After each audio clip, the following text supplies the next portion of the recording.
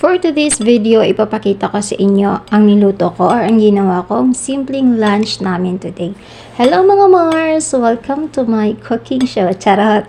So ito na nga, for the lunch today, gumawa lang ako ng fresh salad.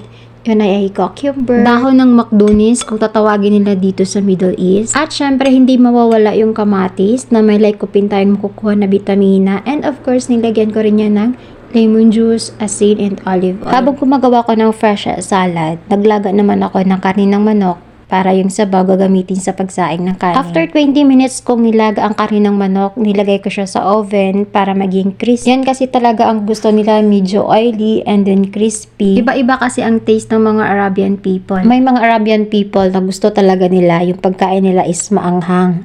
Pero unlike dito sa amin sa bahay, ayaw ng mga tao dito na maanghang. Pagkalipas ng ilang oras, ayan na mga Mars, luto ng aking chicken biryani for the lunch today. At syempre, hindi mawawala ang ginawa kong fresh vegetable salad para mas lalo silang ganan sa pagkain. At ayan na ang ating for the lunch today, chicken biryani and vegetable fresh salad. The food is ready to serve.